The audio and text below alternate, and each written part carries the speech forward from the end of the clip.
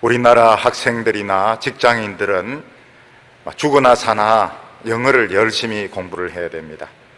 왜냐하면 영어를 잘해야 좋은 대학에 들어갈 수도 있고, 또 영어를 잘해야 직장에서 직장 생활을 할 수 있기 때문에 우리나라 학생들이나 직장인들은 영어를 공부할 수밖에 없습니다. 최근에 놀라운 일이 일어나게 되었는데, 이 한류가 영향을 미치면서 외국인들이 한국어를 배우는 이런 일이 일어나게 되었습니다. 일본 여성들은 우리 한국 배우, 특히 언어 배우를 너무 좋아하다 보니까 돈을 모아가지고 드라마 찍은 곳에 이렇게 여행을 오게 되고, 또 아예 한국어를 배워가지고 원어로, 한국말로 드라마를 본다는 것입니다.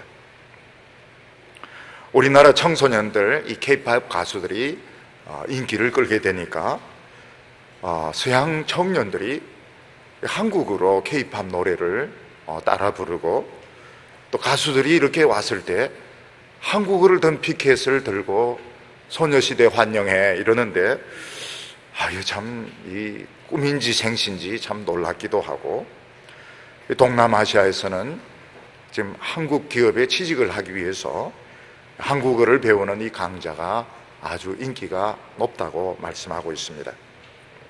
오늘 성경 말씀을 보면 이 팔레스타인을 가운데 놓고 북쪽에는 아수르라고 하는 아주 공격적이고 전쟁을 좋아하는 이런 나라가 있었고, 남쪽에는 애굽이라고 해서 아주 세속적이고 우상숭배를 심하게 하는 이런 나라가 있었는데, 하나님의 때가 되었을 때 이 애굽 사람들이 가나안 방언, 히브리 방언을 하게 된다는 것입니다.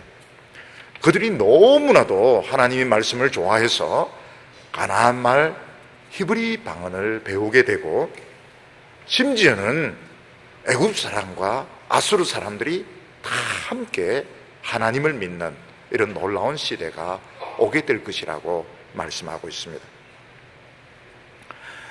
우리가 이 오늘 말씀을 보면 참 이해가 되지 않는 것이, 이 애굽 사람들이 얼마나 세상을 좋아하고 우상숭배를 좋아했던지, 모세가 출애굽할 때 10가지 재앙을 내리고, 또 마지막 재앙은 애굽의 모든 장자가 죽는 이런 재앙이 내려졌음에도 불구하고 애굽 사람들은 절대로 하나님을 믿지 않았습니다.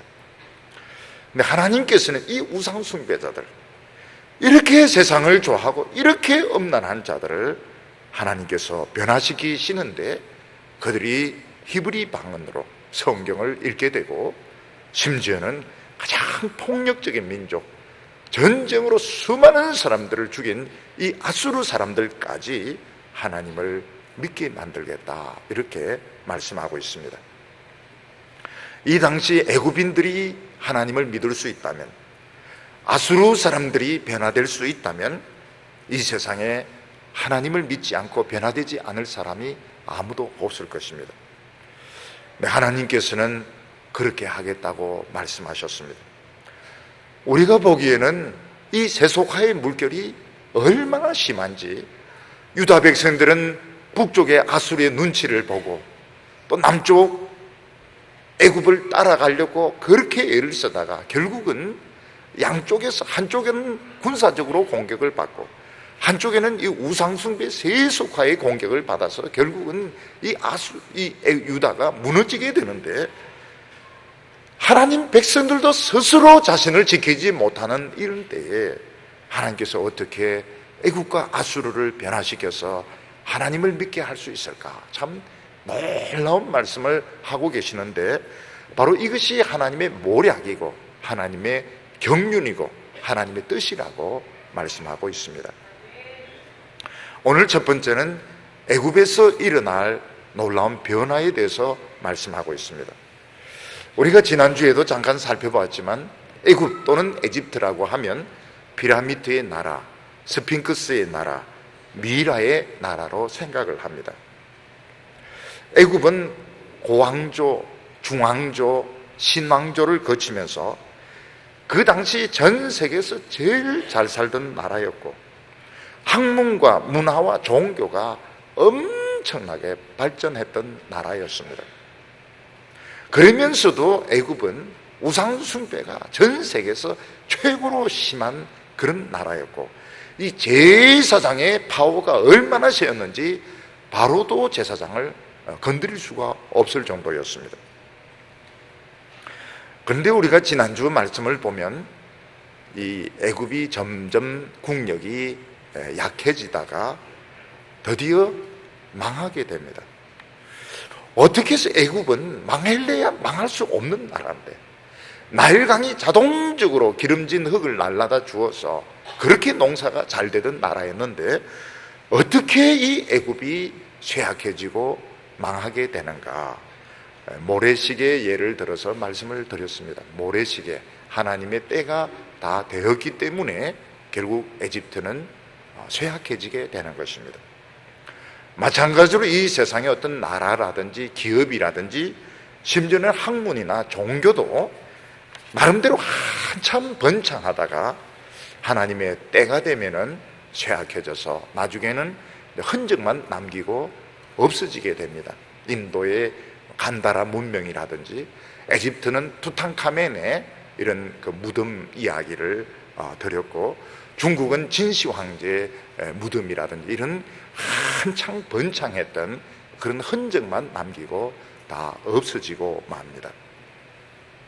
오늘 하나님께서 말씀하시는 것이 무엇인가 하면, 애굽이 점점 쇠약해져서 망하기는 하는데 하나님께서는 이 애굽을 그냥 폐기하는 것이 아니고 하나님의 나라를 위해서 아주 소중하게 쓰실 것이라고 말씀하고 있습니다.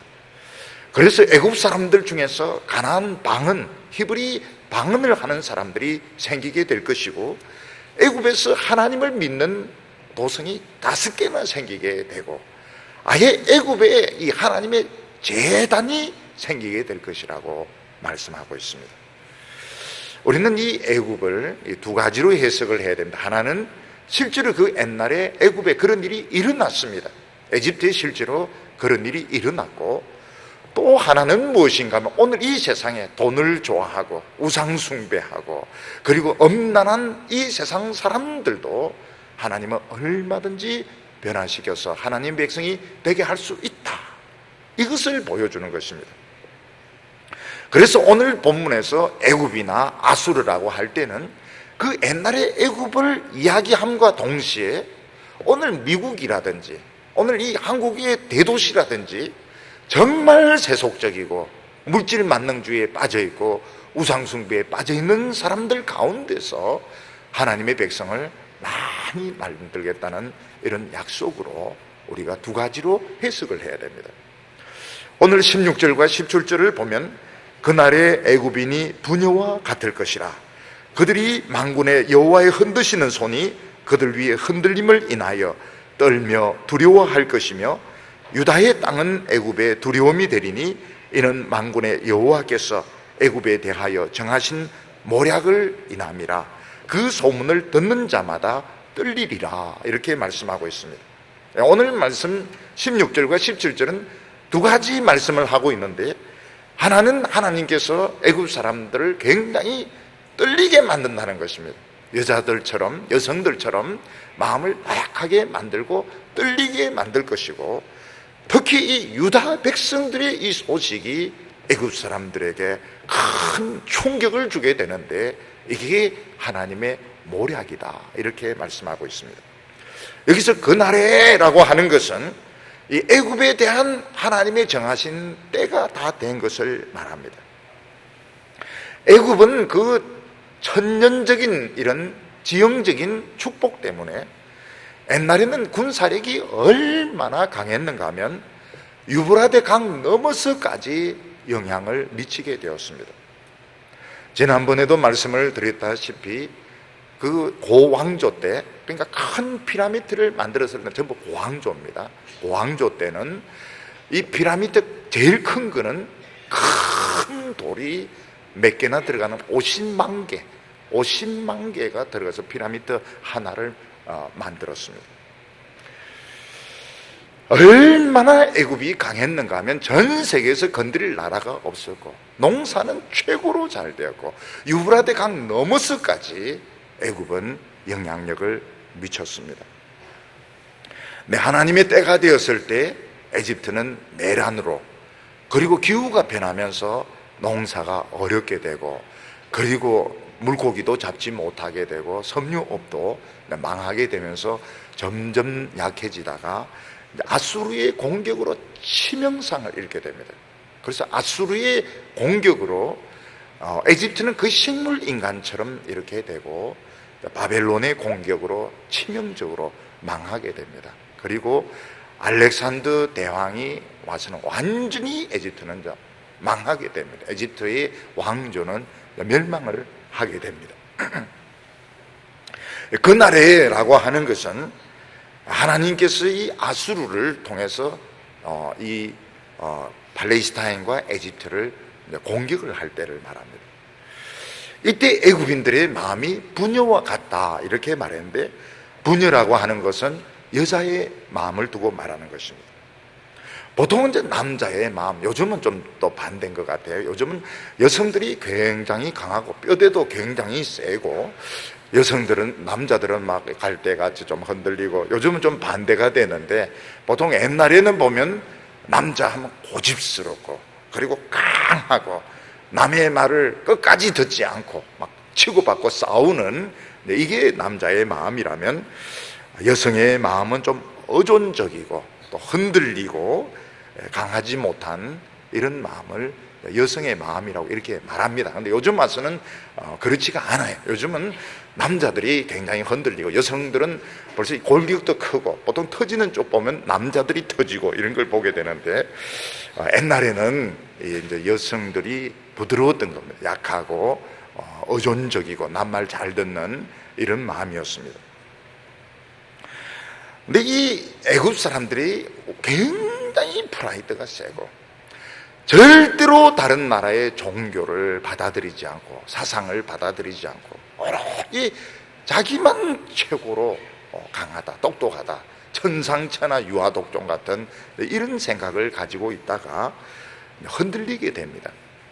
왜 흔들리게 되는가 하면, 하나님께서 그 위에서 손을 이렇게 흔드시기 때문에 애굽 사람들의 마음이 계속 흔들리게 되는 것입니다. 인형극을 하는 것을 보면 인형이 자기가 떨고 자기가 움직이는 것 같지만은, 그 위에서 사람이 이제 줄을 가지고, 막대기를 가지고 줄을 조종하기 때문에 떨리기도 하고 움직이기도 하는 것처럼, 하나님께서 애굽 사람들 위해서 이제 손을 이렇게 자꾸 흔드시니까 애굽 사람들의 마음이 약해지고 이래서 나중에는 굉장히 여자들의 마음처럼 되었다고 말씀하고 있습니다. 하나님께서는 애굽을, 근데 이제 때가 다 되어서 이제 애굽이 이제 망해야 되는데, 하나님은 이제 그냥 망하게 하시지 않고 애굽을 유익하게 쓰시려고 하는데, 하나님 앞에 유익하게 쓰려면 흔들려야 되는 것입니다. 어떻게 흔들려야 되는가 하면, 지금까지 자기가 가지고 있던 그 교만과 자기가 가지고 있던 그 생각과 이런 것들을 다 내려놓고 딴 소리를 들어야 되는 것입니다. 다른 소리를 듣도록 하기 위해서 하나님께서는 애굽 사람들의 마음을 가난하게 하시고 그들의 마음을 낮추셨다고 말하고 있습니다. 우리나라에 유명한 이런 그 국어학자가 있었는데, 아마 그분은 스스로 자신이 제일 똑똑하다고 생각을 했을 겁니다. 대학 교수도 지내고 장관도 지내고 책도 인기 있는 이런 책을 많이 썼습니다. 이 사람이 강의하는 것을 들으면 사람들이 다 빠져들지 않을 정도로 말재간이 굉장히 뛰어난 분인데, 하나님께서는 이 사람의 마음을 흔드셨습니다. 때가 되었을 때 하나님께서 그 사람의 마음을 이렇게 흔들어 놓았는데, 아끼는 딸이 있었는데 딸이 그 결혼해서 실패를 하게 됩니다. 이혼을 하게 되었습니다. 그리고 그 딸의 그 아들 손자가 버클리 대학을 다니다가 병으로 갑자기 죽게 됩니다. 그리고 그 딸이 갑상선 이 암으로 실명을 하게 됩니다. 그때 이제 이 사람의 마음이 굉장히 흔들리게 되었습니다. 그래서 한 번도 하지 않았던 기도를 하나님께 하게 됩니다. 만약 하나님이 계신다면 제 딸의 눈을 뜨게 해주세요.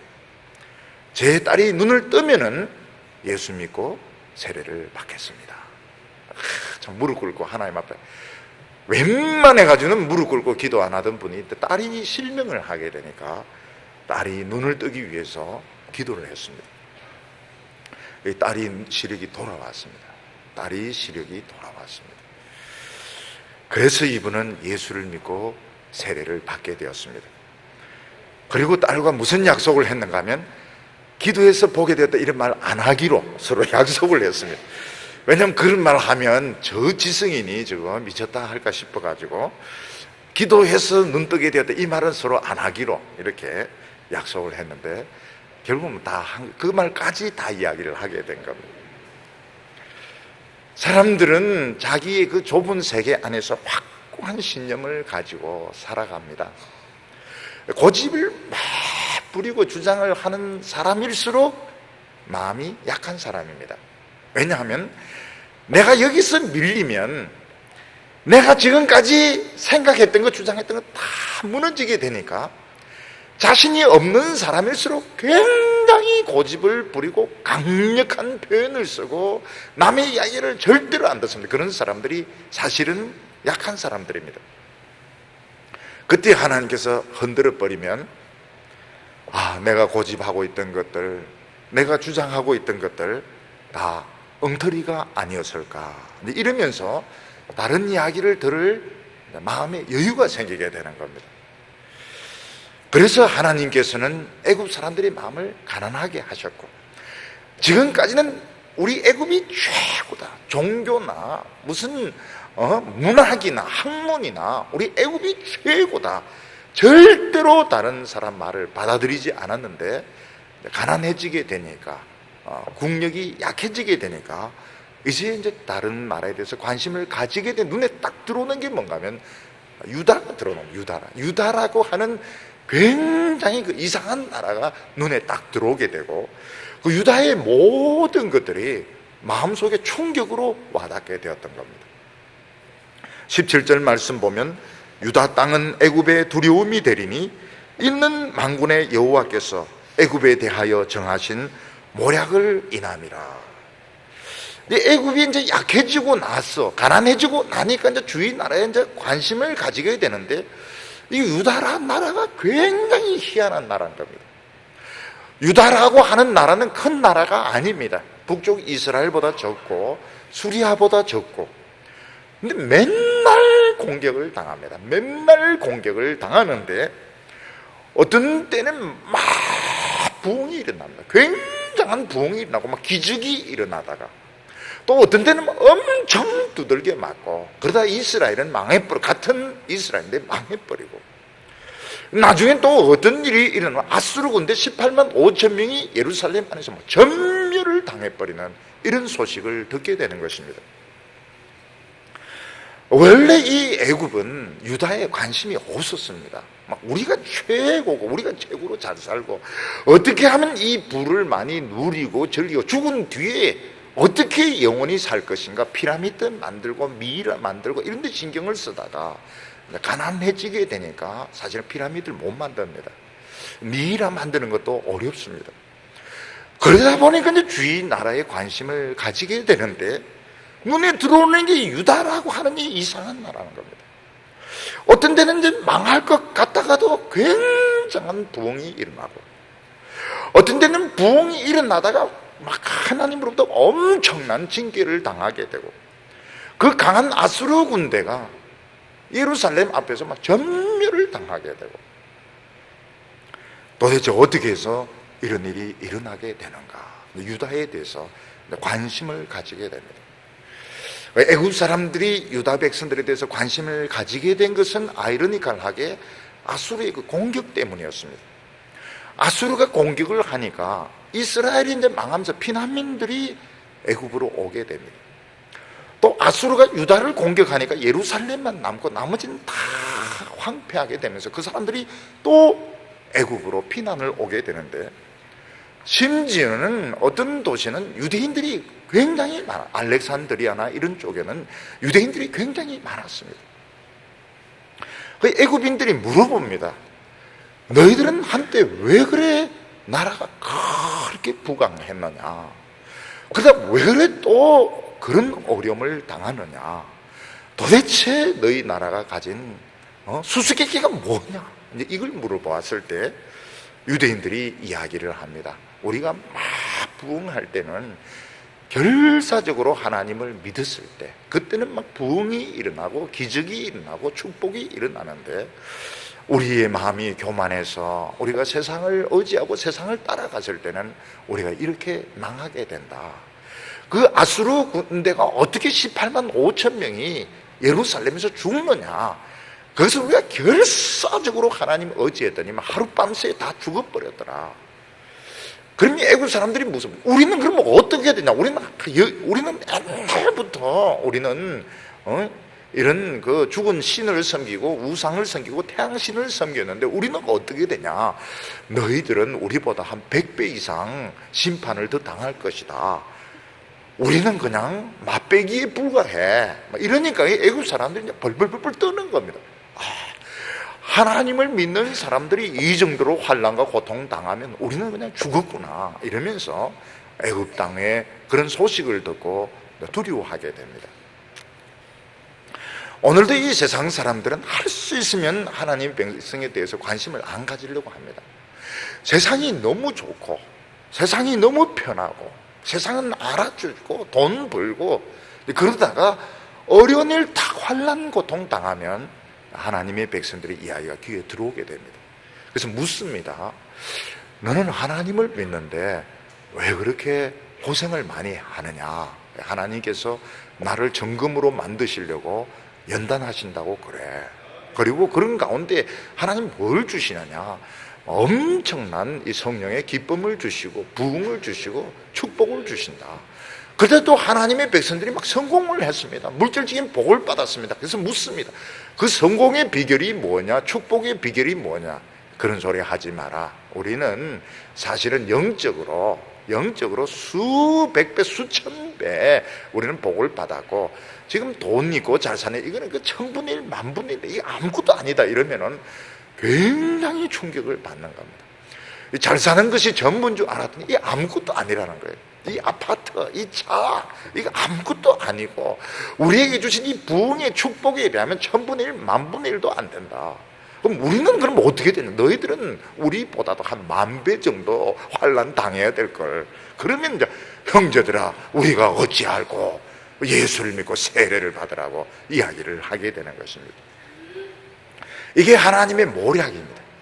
세상 사람들은 때가 되기 전에는 하나님의 백성들 구질구질하게 믿으니까 관심도 가지지 않습니다. 뭐 저런 인간들이 다 있느냐 이러는데, 막상 자기가 어려움을 딱 겪어보면은 그때는 하나님의 백성에 관심을 가지게 되고, 하나님의 백성들이 누리는 이 축복, 물질적인 축복, 세상적인 축복은 하나님께서 주어진 이 영적인 축복에 비하면 천분의 일, 만분의 일도 안 되는구나.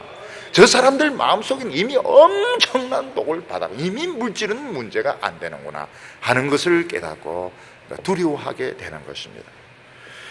오늘 여기 두 번째로 보면 애굽인이 하나님을 믿게 된다고 말씀하고 있습니다. 놀라운 것은 고황조, 중황조, 신황조 이러면서 철저하게 우상 숭배를 하고 죽은 사후의 세계만 생각하던 애굽인들이 하나님의 때가 다 되었을 때 국력이 이제 쇠약해지면서 하나님을 믿게 되는데, 시시하게 믿는 것이 아니고 한번 믿으니까 철저하게 믿게 된다고 말씀하고 있습니다. 18절과 19절 보면 그날에 애굽 땅에 가나안 방언을 말하며 만군의 여호와를 가리켜 맹세하는 5 성읍이 있을 것이며 그 중 하나를 장망성이라 하리라. 그날에 애굽 땅 중앙에는 여호와를 위하여 제단이 있겠고 그 변경에는 여호와를 위하여 기둥이 있을 것이요. 여기서 이 애굽은 두 가지로 해석을 해야 됩니다. 하나는 무엇인가 하면 이사야 때 그 이후에 일어나는 그 애굽 사람들을 말합니다. 그리고 또 하나는 뭔가 하면 오늘 하나님을 안 믿는 이방인들을 여기에 포함시켜서 말씀하시는 것입니다. 근데 여기 보면 애굽 땅에서 가나안 방언을 말하는 사람이 있게 된다 이러는데, 이 가나안 방언은 히브리 말을 말하는 것입니다. 단순히 애굽 사람들이 히브리 말을 배워서 하는 것이 아니고, 이 하나님의 말씀을 이제 많이 읽게 되면서 이 율법책을 읽고 율법책을 가지고 이야기하는 사람들이 굉장히 많아지게 되는 것입니다. 그러니까 애굽 사람들이 유대인들을 통하여 하나님을 믿게 되었을 때 그냥 시시하게 믿는 것이 아니고, 그들이 직접 율법책을 읽으면서 가나안 방언으로 율법책을 읽으면서 철저하게 율법대로 사는 사람들이 많아지게 되는데, 적어도 5개의 성이 하나님을 믿는 그런 도시가 될 것이라고 말씀하고 있습니다. 어떻게 해서 이 애굽인들이 이렇게 가나안 방언을 말하게 될 것인가? 유대 랍비들은 이제 어떻게 해석을 했는가 하면, 유대인들, 이스라엘 사람들이 애굽으로 많이 이제 피난을 가게 되니까 유대인 촌이 생기게 되는 것입니다. 차이나타운이나 코리아타운 같이 유대인들의 이런 타운이 생기게 되면서 유대인 타운이 많아지게 되니까 거기서 이제 가나안 방언들이 많이 들리게 되고, 이게 애굽 땅인지 유다 땅인지 구별이 안 될 정도로 유다 백성들이 많이 이제 피난을 가서 애굽에서 이 가나안 방언을 쓰게 된다, 이렇게 랍비들은 그렇게 해석을 합니다. 그렇지만 우리가 보는 입장은 그런 것도 있지만, 그 유대인들로부터 아예 가나안 방언을 배워서, 히브리 방언을 배워서 이렇게 그 율법을 읽는 이런 이방인들이 실제로 많아지게 되는 것으로 보는 것입니다. 여기 보면 꼭 히브리 방언이라고 하기보다는 그들이 이제 성경을 배우게 되니까 일상적인 생활 가운데 이제 성경 이야기를 자꾸 하게 되는 겁니다. 성경 이야기를 하는 사람들이 많아지게 되고 성경을 믿는 사람들이 많아지게 되는데, 여기 보면 여호와를 가리켜 맹세한 성읍이 5개가 된다고 말하고 있습니다. 우리는 하나님을 믿는 사람들입니다, 이렇게 맹세한 성읍이 5개가 되는데, 어떤 사람은 꼭 이 멤피스, 다음에 뭐 이러면서 5개를 헤아리는 사람도 있는데, 꼭 숫자적으로 이제 5개가 아니고 동서남북 가운데 이렇게 하면 5개가 됩니다. 그러니까 애굽 전체적으로 하나님을 믿는 사람들이 많아지게 되고, 애굽은 완전히 하나님을 믿는 사람들은 포위가 되어버리는 이런 나라가 되는 것입니다. 우리나라에서도 예수 믿는 사람들이 많아지게 되니까 예수 믿는 사람들에게 포위가 되는 경우가 있습니다. 어떤 사람은 이 아파트에 보니까 옆에 그 예수 믿는 사람들이 많아가지고 자꾸 교회 오라고 하고 또 구역 예배 나오라고 이렇게 너무 싫어가지고 이사를 갔습니다. 이사를 갔더니 이제는 옆집이 아니고 밑에 집, 위에 집, 그리고 붙은 집이 다 예수를 믿고, 직장에 가니까 위에 상사, 부하가 다 이 예수쟁이기 때문에 결국은 예수 믿는 사람에게 포위가 되는 바람에 어쩔 수 없어서 자기도 교회 나오게 되었다, 이런 이야기를 하는 사람이 있었습니다. 어디를 가든지 예수 믿는 사람 만나고, 예수 믿는 사람에게 포위된 사람은 택한 백성일 가능성이 많습니다. 네가 도망가면 어디를 도망가? 결국은 이제 항복하고 오라는 뜻입니다. 하나님의 백성에게 포위되는 것은 굉장히 좋은 축복입니다. 나중에 보면 애굽 사람들이 어떻게 동서남북으로, 그리고 가운데 이 하나님의 말을 하는 이런 사람들이 꽉 차 있기 때문에 애굽 사람들이 하나님의 백성에게 포위가 되어서 꼼짝 못하는 이런 시대가 오게 될 거라고 말했습니다. 그런데 그 5성 중에서 하나의 이름이 뭔가 하면 장망성입니다. 장망성. 영어로 말하면 City of Destruction, City of Destruction, 멸망의 도성인 것입니다. 이 장망성이 어디서 나오는가 하면 철로역정에서 나옵니다. 철로역정의 이제 주인공이 크리스찬인데, 그 사람이 살고 있는 그 도시가 장망성입니다. 자기는 자기가 사는 이 도시가 장망성인지 모르고 앞으로 망할 도성인지 모르고 살다가 어느 날 이제 작은 책을 보고서, 성경책을 보고서 자기가 사는 곳이 멸망할 도시라는 것을 알고 죄의 짐을 짊어지고 믿음의 순례길을 떠나게 됩니다. 오늘 말씀을 보면 애굽에서 5개의 이 도시가 하나님을 믿는 도시라고 고백을 하는데, 그 중에 이제 하나가 장망성이라는 거예요. 5개 중에서 하나가 장망성이에요. 이게 무슨 뜻일까 하는 것입니다. 어떤 학자는 말하기를 이 멸망의 도시 할 때 이 멸망이라는 히브리어가 태양과 비슷합니다. 태양과 거의 절자가 비슷합니다. 그래서 어떤 학자는 이 도성이 멸망의 도성이 아니고 태양의 도성, City of Sun, 태양의 도시가 아니냐. 이 태양의 도시라고 하면 히에라폴리스를 말합니다. 히에라폴리스. 그래서 이 히에라폴리스에 하나님의 성전이 세워지게 되는 것을 말한다. 이렇게 이제 해석을 하는 사람이 있습니다. 이것도 이제 유대인들의 입장인데, 바벨론에 의해서 유다가 멸망당하고 예루살렘 성전이 파괴되었을 때 유대인들이 애굽으로 많이 피난을 가게 됩니다. 그때 대제사장 오니아스 4세가 그곳에 있는 톨레미 그 지배자를 찾아가서 히에라폴리스에 성전을 지어야 된다 그러면서 이사야서 본문을 이야기합니다. 그때 애굽 땅 중앙에 만군의 여호와를 위하여 제단이 있겠고, 근데 이걸 이야기하면 톨레미가 절대로 허락을 안 할 것이기 때문에 근거 9절 20절을 댑니다. 그때 구원자 보호자가 올 것이다. 그럼 톨레미를 속입니다. 뭐라고 속이는가 하면, 여기 성전을 지으면은 당신의 나라를 지켜줄 보호자를 하나님이 보낼 것이다. 그래서 이 히에라폴리스의 제2성전을 짓게 됩니다. 이거를 말한다 이러는데, 이 성경의 기록과 역사적인 사실을 너무 일치시키면 사실은 성경 해석에 무리가 생기게 됩니다. 유대인들 중에서도 그 해석이 무리라고 생각하는 사람들이 많이 있습니다. 그래서 이제 장망성, 왜 5개의 도시 중에서 하나가 장망성이어야 되는가? 어떤 사람은 원래는 망하게 되었는데 하나님을 믿어서 구원을 받게 되었기 때문에 늘 그것을 기억을 하라고, 우리가 망할 수밖에 없는 죄인이었는데 구원받았다 이런 뜻으로 기억을 하라고 이름으로 멸망의 도시로 남겨놓았다. 이것도 해석에 약간 무리가 있죠. 존 뉴턴은 노예 상선의 배에 선장으로 있다가 예수를 믿었고 죄를 많이 지었습니다.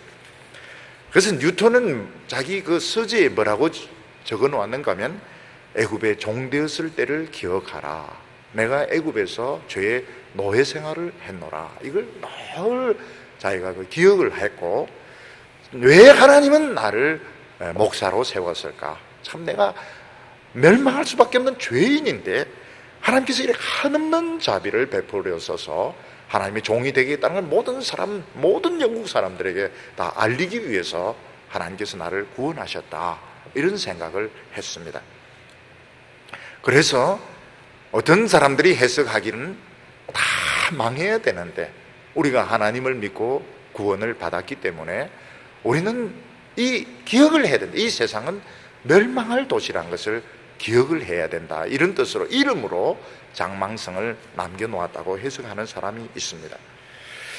그래서 기억해야 될 것은 이 세상은 결국 망할 수밖에 없는 세상이고 우리가 이 세상에서 가져갈 수 있는 것은 없습니다. 하나님의 백성들이 이 세상에 많은 미련을 가지고 집착을 가지면 결국 세상과 함께 망할 수밖에 없습니다. 롯의 처는 그 멸망의 도성 소돔을 막 떠나면서 그 소돔에 대한 미련을 떨쳐버리지 못해서 뒤를 돌아보다가 소금 기둥이 된 것입니다. 우리가 이 세상에 살다 보면 돈도 필요하고 집도 필요하고 명예도 필요하고 지식도 필요하지만 거기에 지나치게 집착을 해가지고 거기에 완전히 내 마음과 뜻과 정성을 바치게 되면 결국은 롯의 처처럼 망하게 되니까 이 세상은 장망성이다, 그런 이름을 남겨놓았다고 해석하는 사람들이 있습니다. 또 거기에 비해서 어떤 입장에서는 이 4개의 도성이 하나님을 믿는다고 고백했지만 그 중에 한 도성은 실제로는 진짜 하나님의 백성이 되지 못해서 입으로는 주여 주여 하지만 나중에 멸망을 당하게 된다, 이런 뜻으로 해석을 하는 사람도 있습니다. 예수님의 제자 중에서 가룟 유다도 보면 예수님부터 직접 말씀을 배웠고 귀신을 쫓아내고 병을 고치는 능력을 받았지만은 그가 하나님의 말씀, 예수님 말씀에 불순종함으로써 결국 예수님을 배신하게 되고 또 자살을 하게 되고 결국 지옥에 들어가게 된 것입니다. 예수님께서 뭐라고 말씀하시는가 하면 나더러 주여 주여 하는 자마다 다 천국에 들어갈 것이 아니요 아버지의 뜻대로 행하는 자라야 들어가리라. 말로만 주여 주여 하고 말로만 신앙적이고 이래가지고 소용이 없고 실제로 하나님의 말씀대로 순종해서 살아야 된다. 그래서 5개의 도시 중에서 한 도시는 멸망을 당하게 된다, 이렇게 해석을 하고 있습니다. 오늘 우리 한국 교회도 이렇게 보면 참 정말 이 열심이 많은데 무슨 독이 들어왔는가 하면 이 성공에 대한 욕심의 독이 들어왔습니다. 교회는 하나님의 말씀에 순종을 해야 됩니다. 하나님의 말씀을 가르치고 하나님의 말씀에 순종해서 살아야 되는데 이 성공의 축복의 개념이 들어오면서 하나님의 말씀은 밀려버리게 되고 굉장히 커지게 되고 유명해지게 되고 그리고 세상에서 많은 이런 세상의 어떤 역할, 세상의 역할을 너무 많이 강조하다 보니까 세상이 교회 속에 들어와 버린 겁니다. 이런 경우는 교회가 세상을 이기려고 하다가 세상에 먹혀버리는 것이 되는데 이것은 결코 성공한 것이 아닙니다. 이것은 교회가 세상에 먹히고 있는 것입니다. 나더러 주여 주여 하는 자마다 다 천국에 들어갈 것이 아니요 아버지의 뜻대로 행하는 자라야 들어가라. 교회가 크든 적든 교회는 똑같습니다. 다 하나님의 교회고 목회자도 다 똑같습니다. 다 똑같은 하나님의 종이고 하나님 말씀 가르치고 또 교인들 신방하고 그리고 새신자들 오면 양육하고 이러면 되는 것이지 무슨 교인은 뭐 몇만 명, 몇천 명 이렇게 해서 막 유명해지고 스타가 되고 이것은 하나님의 이 말씀하고는 이거는 거리가 먼 겁니다. 이건 굉장히 잘못된 길로 가고 있는 것이고 자칫 잘못하면 City of Destruction, 이 멸망의 길로 갈 수가 있습니다. 그래서 예수님께서 말씀 절대로 넓은 길로 가지 마라. 남들이 다 하는 것은 안 하면 되는 겁니다. 남들이 다 하는 것은 안 해야 되고 인기 끄는 길은 안 가야 되는 것이고 좁은 문으로 들어가야 되고 좁은 길로 들어가고 이래야 생명으로 갈 수 있는 것이지 남들이 다 하는 그 길로 가게 되면 바로 이 장망성, 멸망으로 가게 되는 것입니다. 여기 보면 놀라운 것이 애굽 땅 딱 중앙에 하나님의 제단이 있다는 것입니다. 그래서 유대인들은 애굽 땅에 제2성전을 지었는데 이게 진짜 성전이냐 아니냐 이걸 가지고 많은 논란이 있었습니다. 애굽 땅 한 가운데 복판에는 하나님께 제단이 있고 변두리에는 기둥이 있고 안에는 제단이 있고 변두리에는 변경에는 기둥이, 그러니까 애굽 전체를 하나님의 성전으로 삼으신 것입니다. 이것은 하나님께서 앞으로 이방 세계를, 이방 땅 전체를 성전으로 삼을 것을 말씀하시는 것이에요. 애굽만이 아니고 이방 땅 전체에서 어느 곳에든지 예수 이름을 믿고 하나님 말씀에 순종하면 그곳을 성전으로 삼는 것을 보여준 것입니다. 오늘 세 번째는 하나님께서 애굽을 연단하시고 아수르까지 하나님을 믿도록 하겠다, 이렇게 말씀하고 있습니다. 20절에 보면 이것이 애굽 땅에서 만군의 여호와를 위하여 표적과 증거가 되리니 이는 그들이 그 압박하는 자의 연고로 여호와께 부르짖겠고 여호와께서는 구원자 보호자를 보내사 그들을 건지실 것임이니라. 애굽 사람들이 하나님을 믿는 것은 좋은데 실제로 말로만 하나님을 믿어서는 안 되고 그 속에 있는 그 성품, 기질, 그 안에 있는 사상까지 변해야 됩니다. 예를 들어서 다신교를 믿는 사람들은 그냥 하나님 믿습니다. 왜냐하면 신들이 많기 때문에. 그 중에 이제 여호와 하나 믿는 것은 어려운 일이 아닌 것입니다. 일본 사람들 같은 경우도 신들이 굉장히 많기 때문에 하나님을 믿으라고 뭐 별로 어려움을 느끼지 않습니다. 뭐 하나 믿어주는 것은 괜찮다 이렇게 생각하는데, 그 모든 것을 다 버리고 오직 하나님만 믿어야 된다 이러면은 스미마생 이러면서 안 믿으려고 하는 겁니다. 여기 보면 이것이 애굽 땅에서 만군의 여호와를 위하여 표적과 증거가 되리니, 이것이라고 하는 것은 애굽이 하나님의 성전으로 변하는 것입니다.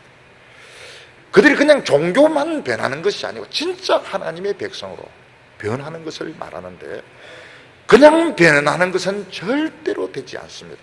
하나님께서 그들의 그 압박을 하게 되고, 그리고 그들이 하나님께 부르짖을 때에 하나님께서 구원자 보호자를 보내서 그들을 건져주신다고 말하고 있습니다. 그러니까 하나님의 백성이 되려고 하면 이제 세 가지 과정을 겪어야, 하나는 압박을 받아가지고 많은 고통을 받아야 되고, 그 고통만 받아가지고 안 된다. 하나님께 부르짖어야 되고, 하나님께 부르짖을 때에 하나님께서 구원자 보호자를 보내주셔서 그들의 체질을 바꾸어서, 하나님의 백성의 체질로 바꾸어서 그들로 하여금 하나님의 백성을 삼는다고 말씀하셨습니다. 예를 들어서 어떤 외국에 아주 영양가가 좋은 그런 음식이 있다 하더라도 한 번도 그걸 안 먹어본 사람은 그 입에 맞지도 않고 위에 맞지도 않습니다. 그거 먹으면 설사를 하게 되고 다 토하게 되고 그 거부 반응을 나타나게 됩니다. 마찬가지로 돌감람나무가 참감람나무로 변하려고 하면 그 좋은 진액을 받아야 되는데 이게 거부 반응을 일으키는 겁니다. 돌감람나무는 그 진액이 들어가야 되는데 참 진액이 들어가면 이 거부 반응이 나타나게 되고 금단 현상이 나타나게 되고, 이게 막 시들시들 이제 죽어가게 되는 것입니다.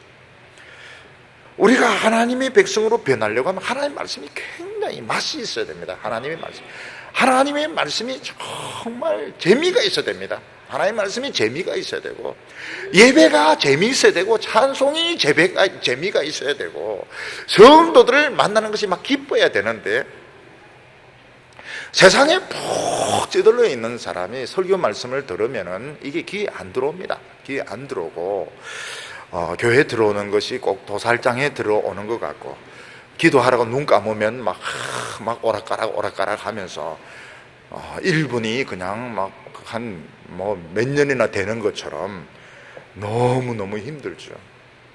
전에 어떤 분이 교회에 와서 앉아 있는데 식은땀을 막 흘리는 겁니다. 그래서 제가 또 그걸 그냥 넘어갈 수 없어서 물어봤습니다. 왜 그래 식은땀을 많이 흘리느냐 이래 물어봤더니, 사실 자기도 굉장히 담대한 사람이래요. 세상에서 참 담대한 사람이고, 술도 마시면 많이 마시고 욕도 잘하고 이러는데, 교회만 오면 이렇게 식은땀이 흐르니까 이게 무슨 병인지 모르겠다는 겁니다. 그래서 제가 정상적인 거라고 해서 굉장히 정상적인 거라. 자기는 막 예배 한 번 드리고 나면 몽둥이로 한 수백 대 맞은 것처럼 그렇게 아프고 힘들다는 것입니다.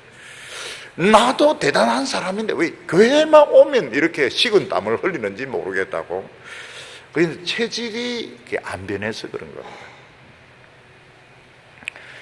그래서 하나님께서는 어떻게 하십니까?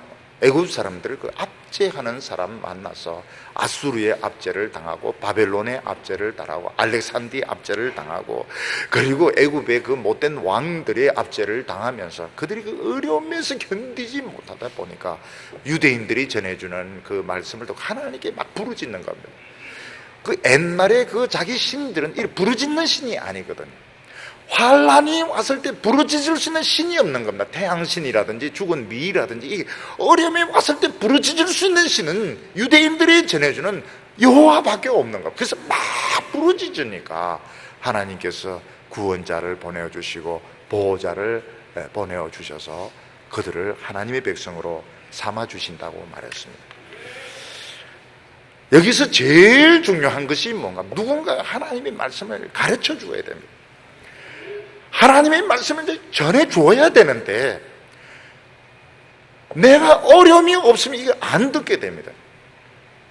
그러다가 막 집안에 어려움이 생기고 막 병에 걸리고 이러면은 결국은 이제 그 사람의 말을 듣고 이제 기도를 하게 되는데, 그때 하나님이 응답을 해주게 됩니다. 말씀이 귀에 팍팍 들어옵니다.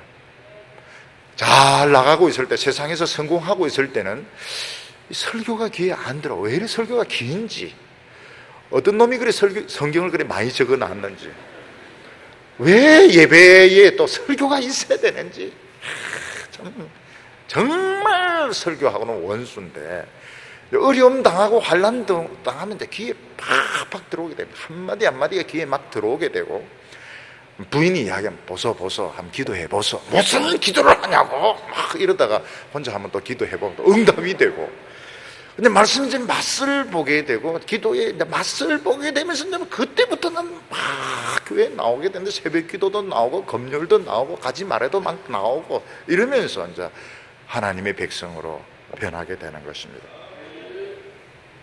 우리가 신앙생활을 하면서 늘 힘들어하는 것이 뭔가 하면, 마음속으로는 하나님 말씀대로 살고 싶은데 육신이 약해요. 예수님 말씀 어떻게 그렇게 정확하게 하십니까? 예수님 말씀 다 맞지만 그 말씀은 어떻게 그렇게 정확합니까? 마음은 원이로되 육신이 약하도다. 마음으로는 잘 믿고 싶은데 육신은 늘 죄짓고 싶어가지고 이 죄를 버려야 되는데 자꾸 미룹니다. 자꾸 미루고 이러다가 하나님한테 한번 맞으면 기도가 나오게 됩니다. 울고 불고 이렇게 기도하면 굉장히 마음이 시원하게 되고, 병도 낫게 되고 기적도 일어나게 되고 이러면서 체질이 변하게 되는 것입니다. 여기 보면 한 구원자, 한 보호자를 보낼 것이라고 말했습니다. 이것은 우리의 힘으로 안 되고 하나님이 구원자를 보내주셔야 되고 보호자를 보내주셔야 되는데, 이 두 분은 한 분이면서 두 분입니다. 우리 예수님과 보혜사 성령을 말하는데, 어떤 영어 성경에는 보호자를 챔피언 이렇게 번역하고 있는 영어 성경이 있습니다. 하나님은 우리에게 챔피언을 보내주셔가지고 모든 죄의 원수를 다 두들겨 엎어버리고 우리를 승리자로 바꾸어 주시는 것입니다. 21절과 22절에 보면 여호와께서 자기를 애굽에 알게 하시리니 그날에 애굽인이 여호와를 알고 제물과 예물을 그에게 드리고 경배할 것이요. 하나님께서 애굽 사람들에게 자신을 알려주셔야 됩니다. 어떻게 알려주십니까? 피난왕, 고난당하는 유대인들을 통해서 하나님의 복음을 듣게 하시는 것입니다. 그때 애굽인들이 하나님께 제물을 드리고 예물을 드리게 됩니다. 하나님께 제사 드린다, 예배 드리는 그 개념이 없던 애굽인들이 하나님께 자발적으로 예배를 드리게 됩니다. 여기 22절에 보면 여호와께서 애굽을 치실 것이라도 치시고는 고치실 것인즉 그들이 여호와께로 돌아올 것이라. 여호와께서 그들의 간구함을 들으시고 그들을 고쳐주리라. 하나님께서 애굽인들을 막 치시는데 그냥 때리는 것이 아니고 하나님께 부르짖으라고, 하나님께 기도해라고 어려움을 주시는데, 그들이 부르짖으니까 하나님 그 기도를 들어주시고 그들을 고쳐주셨다고 말씀하셨습니다. 그래서 우리가 알아야 될 것이 뭔가, 어려움이 생기면 무조건 기도해야 됩니다. 이 기도해란 뜻이고, 어려움이 안 생기고 생길라 해도 바로 기도해야 되고, 기쁜 일이 생겨도 바로 기도해야 되고, 모든 것을 가지고 기도를 해야 됩니다. 모든 것이 우리가 하나님께 기도해야 되는 그런 소재가 되는 것입니다. 오늘 우리에게 최고의 큰 축복이 뭔가 하면 세상적으로 성공한 것이 아닙니다. 하나님이 자신을 우리에게 알려주신 것입니다. 만약 하나님께서 자신을 우리에게 알려주시지 아니하셨더라면, 우리가 예수를 안 믿는다면 어떻게 되었을까요? 아마 지금쯤 엄청나게 죄를 지으면서 살고 있을 것입니다. 예수 안 믿었으면 막 지금도 폭탄주를 마시는 그런 사람들도 많이 있을 겁니다. 폭탄주를 많이 마시고, 또 요즘 보면 우리나라 그 최고 지성인들, 엘리트들이 그 어떤 성추행으로 스마트폰 가지고 왜 그 사람들의 다리를 찢고 그렇게 하는지 모르겠어요. 자꾸 찢고 이러다가 그냥 경찰에 붙들려 가지고 학교에서도 쫓겨나게 되고. 하나님을 모르면 그래 되는 겁니다. 하나님을 모르면 아무 다리나 보고 이 다리 저 다리 찢고 폭탄주 마셔가지고 그냥 속이 폭발을 해버리고, 이거는 어떻게 어쩔 수가 없는 거예요. 남들이 하자고 하니까 막 하는 겁니다. 하나님을 알게 해주시네. 우리 예배를 드리면서 우리는 당당한 하나님의 백성으로 점점 아름다워집니다. 너무너무 아름다운 모습으로, 너무너무 순결한 모습으로. 왜 스마트폰을 가지고 다리를 찍나요? 찍을 필요가 없죠. 우리 교회 어린이들만 해도, 어린이들도 다리 찍으면 안 됩니다. 하나님을 믿는 것이 얼마나 기쁜데 왜 쓸데없는 짓을 하겠습니까? 우리 안에도 물론 죄의 습성은 조금씩 남아있는데 예배드리면 또 없어지고 또 없어지고 또 없어지고 너무너무 아름다운 모습으로 변하게 되는 것입니다. 여기 23절이 하이라이트입니다. 23절, 그날에 애굽에서 아수르로 통하는 대로가 있어 아수르 사람은 애굽으로 가겠고 애굽 사람은 아수르로 갈 것이며 애굽 사람이 아수르 사람과 함께 경배하리라. 그날에 이스라엘이 애굽과 아수르로 더불어 셋이 세계 중에 복이 되리니. 애굽은 제일 세상에서 잘 살면서도 우상 숭배하는 나라고, 아수르는 제일 호전적이고 제일 많은 사람을 죽이고 강탈한 이런 악한 나라입니다. 근데 애굽에서 아수르를 가는 이 대로가 열려가지고 애굽 사람들은 아수르로 가고 아수르 사람들은 애굽으로 와서 다 함께 하나님을 믿게 된다고 말했습니다. 근데 놀라운 것은 뭔가 하면 이 일을 한 사람이 하나님을 안 믿는 사람입니다. 하나님을 안 믿는 사람이 대로를 만들었습니다. 어떻게 대로를 만들었습니까? 알렉산더가 애굽을 정복을 하게 됩니다. 애굽을 정복을 하고 나서 다시 소아시아에 넘어가서 페르시아를 정복을 시키고 그리고 바벨론을 정복을 시키고 인도 직전까지 가면서 문자를 전부 헬라어로 통일을 시켜버립니다. 그러니까 헬레니즘 문화는 이제 그때 생기는 겁니다. 헬레니즘 문화는 이 알렉산더 때부터 이제 생기는 것입니다. 알렉산더가 그 애굽을 정복하고 페르시아를 정복하고 바벨론을 정복하고 언어를 전부 헬라어로 통일을 시켜버립니다. 그런데 그때 어떤 일이 일어나게 되는가 하면 유대인들이 알렉산드리아에서 구약 성경을 헬라어로 번역을 하게 됩니다. 그게 이제 유명한 70인경입니다. 70인경. 70인이 번역을 했다. 정확하게 말하면 72명인데 70인이 번역을 했다. 이렇게 해서 70인경이 번역이 되게 됩니다. 하나님이 하신 것이 놀라운 것이 뭔가 하면 이 알렉산더를 통해 가지고 문자를 통일을 시켜버리고 그리고 이 유대인들은 거기서 이 구약 성경을 헬라어로 번역을 하면서 이 70연경이 막 읽히게 되는 겁니다. 그래서 이 아수르 땅, 바벨론 땅, 애굽에서 이미 하나님을 믿는 사람들이 많았습니다. 오순절에 6월절에 이 성령이 임하게 되었을 때 이 애굽 땅에서 그리고 본도라든지 아파도기아라든지 페르시아라든지 바벨론 이 땅에서 많은 사람들이 예루살렘으로 왔다가 베드로의 설교를 듣고 회개를 하고 예수 믿는 사람들이 되게 되고 돌아가서 그곳에 다 교회를 세우게 됩니다. 지금 아수르 쪽보다는 조금 비껴났지만 특히 소아시아는 얼마나 기독교인들이 많았는지 도시들마다 기독교인들이 많았고 너무너무 기독교인들이 많아서 그들을 다 죽일 수 없다고 총독이 로마 황제에게 보고서를 너무 많아서 이들을 다 죽일 수가 없다고. 그래서 에집트에 있는 그 알렉산드리아라든지 이런 데가 기독교도죠. 북아프리카 전부 기독교 나라였습니다. 지금 우리가 이제 못 보는 그 위를 이슬람이 덮어버렸습니다. 이슬람이 다 덮어버려. 에집트도 이슬람이고 북리비아도 이슬람이고 전부 지금 다 이슬람이 되었지만 사라센 제국이 침략하기 전에, 그러니까 십자군 전쟁 전까지만 해도 굉장히 기독교가 많았다. 에집트는 기독교가 많았다. 그래서 지금도 이게 나타나고 있습니다. 콥티그가 이제 고대 이집트인데 콥티그로 된 이런 성경들 일부가 나타나는, 그 중에 이제 도마복음이라든지 뭐 이런 이상한 것들이 나와가지고 뭐 다빈치 코드라든지 이단으로 정제된 그런 글들이 땅에 묻어놨는데 이게 다시 나오는 겁니다. 옛날에는 이단 책은 태워버렸습니다. 태웠는데 이 사람들이 나그 한마디에서 이걸 묻어놓은 거예요. 묻어놓으니까 다시 발굴이 되면서 이게 뭐 하버드 이런 사람들 읽으면서 옛날 이단으로 이제 정제되었던 이런 내용들을 가지고 뭐 예수가 결혼을 했다든지 이런 이단적인 이야기들을 지금 막 끄집어내고 있는데 이게 옛날에 땅에 파묻었던 것들입니다.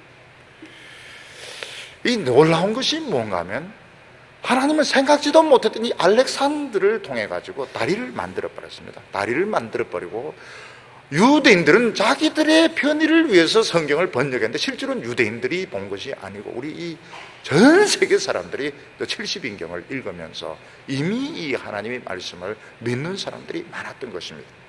아수르 그쪽보다는 터키 쪽, 터키에 굉장히 예수 믿는 사람들이 많았습니다. 지금도 터키 사람하고 한국 사람들을 만나면 뭐 통하는 게 있어요.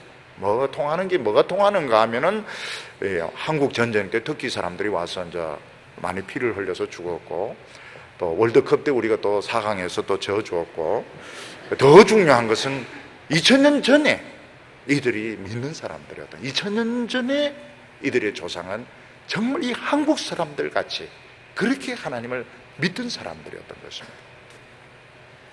25절에 보면 이는 만군의 여호와께서 복을 주어 가라사대 나의 백성 애굽이여 나의 손으로 지은 아수르여 나의 산업 이스라엘이여 복이 있을지어다 할 것임이니라. 하나님께서 이 세 나라를 축복해 주시는데 애굽을 나의 백성이라고 부르고 있습니다. 하나님께서는 과거에 어떻게 믿었든지 상관하지 않습니다. 지금 하나님을 예수 믿고 성령 받으면 나의 애굽이요 이렇게 부르는 것입니다. 나의 손으로 지은 아수르, 가장 폭력적이고 가장 못된 짓을 한 이런 아수르지만 나의 손으로 만든 아수르, 하나님의 작품이라고 말하고 있습니다. 한 번은 그 동경에서 이 야쿠샤들, 깡패들이 우통 벗고 막 찬송 부르며 문신해가지고 막 찬송 부르는 그런 사람들이 있었습니다. 야쿠샤 한 사람이 예수를 믿고 회개해가지고 그런 깡패들 전대가 추운 날 우통 벗고 동경에서 막 기타 치면서 나의 야쿠샤여, 하나님께서 그 야쿠샤들도 깡패들도 예수 믿게 하시는 겁니다. 그리고 가장 중요한 것은 나의 산업 이스라엘, 하나님의 최고의 이익은 아마 나라마다 기업들마다 최고 이익 남기는 기업이 틀릴 겁니다. 삼성은 당연 삼성전자죠. 삼성전자. 그 중에서도 스마트폰, 나의 산업, 스마트폰이요. 이런데 하나님께서는 이스라엘 그 고난 당하면서 결국 하나님의 말씀을 번역을 하게 되고 끝까지 하나님 믿는 이 이스라엘이 나의 최고의 자랑이고 기업이라고 말씀하고 있습니다. 오늘 이 사람들이 다 우리를 이야기하는 것입니다.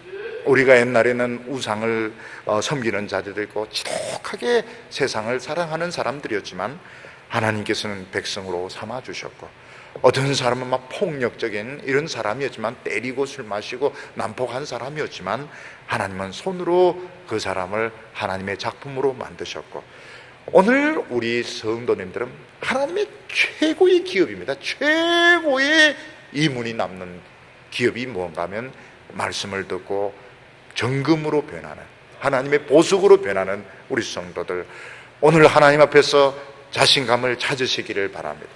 내가 세상에서 실패한 사람이 아니고 쓸모없는 사람이 아니고 하나님에게 최고의 수지 맞는 축복의 자녀인 것을 믿고 아름다운 자아상을 되찾고 축복으로 살아가는 성도들 되시기를 축원합니다. 기도드리겠습니다. 거룩하신 하나님 아버지, 멸망할 도시 애굽을 통하여 오늘 우리를 축복해 주심을 감사합니다. 주여, 저희들은 옛날에 세상을 위하여 살았고 세상이 전부인 줄 알았는데 하나님께서 우리에게 나타내 보이시고 우리를 변화시켜 주셔서 예배드리는 사람, 은혜를 사모하는 사람, 성령의 사람이 되게 하여 주셨사옵나이다. 주여, 오늘 저희들이 예배를 드리면서 과거에 우리 아름답지 못했던 것들 다 청산하게 하여 주시옵시고 하나님의 가장 존귀한 자로 변화되게 하여 주시옵소서.